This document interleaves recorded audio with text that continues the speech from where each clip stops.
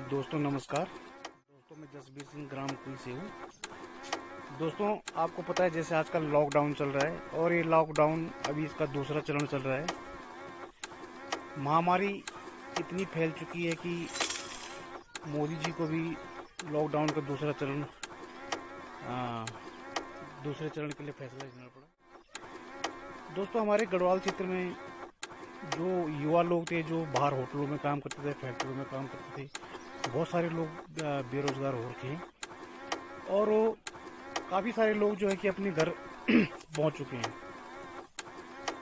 दोस्तों जो हमारे युवा साथी घर आए हैं तो सरकार से हमारे युवा लोग हैं उनको हॉर्टिकल्चर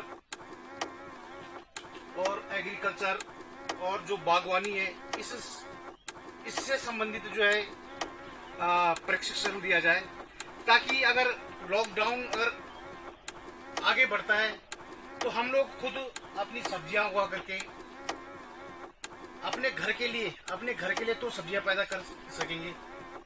अगर किसी के पास ज्यादा जमीन है तो अगल बगल बेच भी सकता है, इधर उधर सब्जियों को बेच सकता है।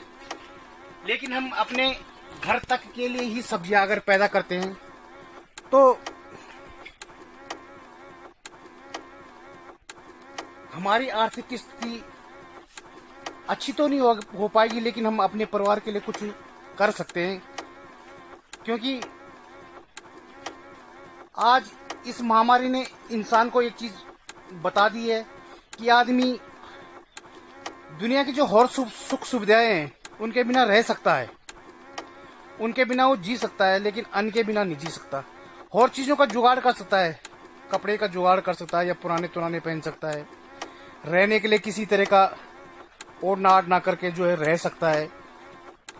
लेकिन अन्न जब खत्म हो जाएगा तो इंसान क्या खाएगा।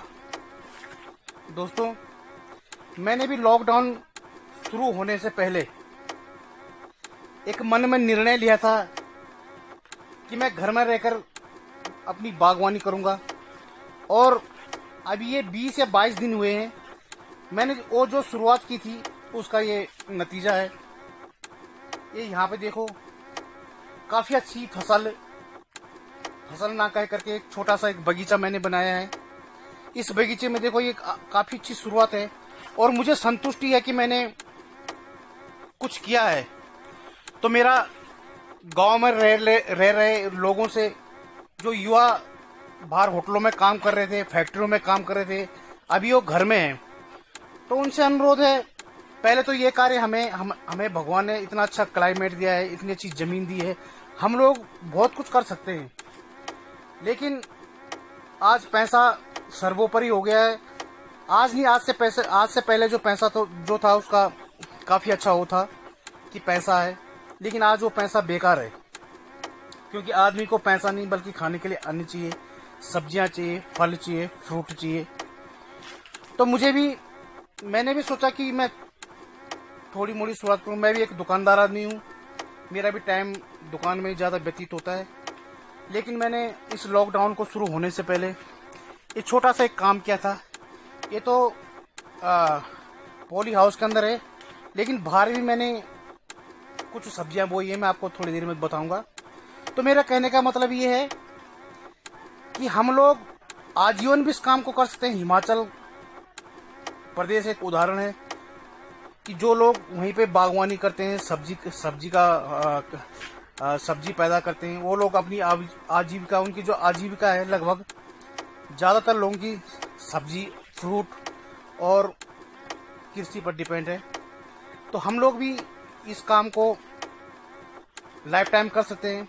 लेकिन चलो लाइफ टाइम न करें, खुदा न करे, भगवान न करे कि कल लॉकडाउन अगर बढ़ता है तो 2 महीने या 3 महीने बढ़ता है तो हम बाहर की सब्जियों पर डिपेंड रहते हैं, और बाहर की सब्जियां किस तरह आ रही हैं वो हमें पता नहीं है।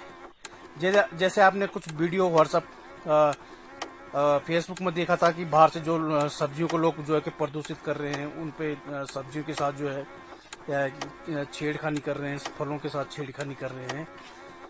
तो उस चीज से भी हम बच सकते हैं। तो खासकर मेरा उत्तराखंड सरकार से अनुरोध है कि जिस तरह ये हमारे अभी ये खेत खाली पड़े हुए हैं, यानी इनमें धान की बुआई हो रही है, और तो मेरा सरकार से अनुरोध है कि इस महामारी के नियमों को ध्यान में रख करके सोशल डिस्टेंसिंग का या जो भी है, जिस तरह सरकार ने गाइडलाइन तैयार की है उसको ध्यान में रख करके लोगों को बीजों की और कृषि प्रशिक्षण की व्यवस्था कराई जाए। देखो ये हमने भी कुछ यहाँ पे ये तैयारी की है, और आप देख रहे होंगे कि काफ़ी सारे जो फ्रूट के पेड़ लगाए हमने, तो देखो आपको नज़र आ रहे होंगे। यहाँ पे ये आलू है, संतरा, नारंगी और बहुत सारे अनार वगैरह वगैरह, बहुत सारे यहाँ पे हमने जो कि फलदार वृक्षों की ये व्यवस्था कर की है। ये इन पे काफ़ी अच्छे फूल लगे हुए हैं, और जौ की खेती लगभग इसकी स्टार्टिंग कटाई हो चुकी है। तो आप देख रहे होंगे कि ये जो मेरा घर है, मेरे घर के अगल बगल भी काफ़ी सारे फलदार वृक्ष हमने लगाए हैं। शिमला मिर्च की ये बेडिंग तैयार की है, और इसके साथ साथ यहाँ पे आप देख रहे होंगे ये मेरा घर है, और मेरे घर के अगल बगल जो हमारी ज़मीन है, इस ज़मीन में लगभग काफ़ी सारे आपको खेत दिख रहे होंगे, और ये आगे भी कुछ पेड़ हैं, फलदार वृक्ष हैं।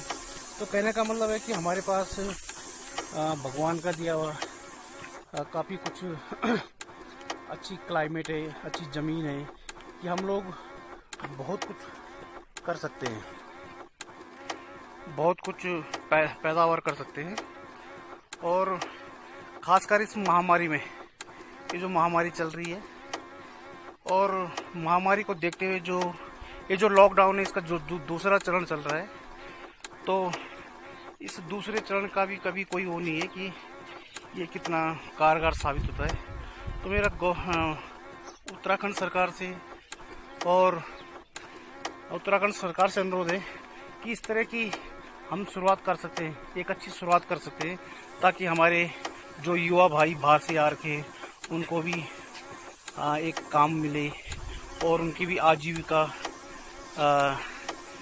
जो पटरी पर आए।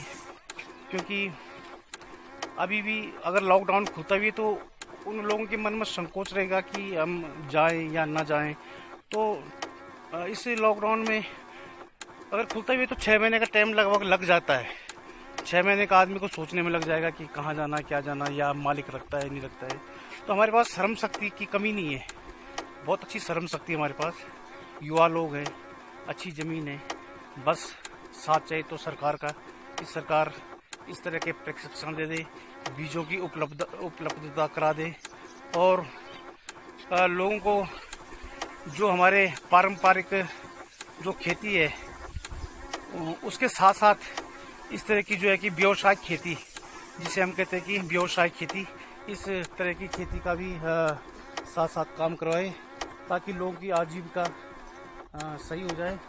और जो हम बाहरी राज्यों पे या बाहर मैदानी इलाकों पर डिपेंड साग सब्जी के लिए, फल फ्रूट के लिए निर्भर हैं, तो उस निर्भरता को कम कर सकें। धन्यवाद। जय हिंद, जय भारत, जय उत्तराखंड।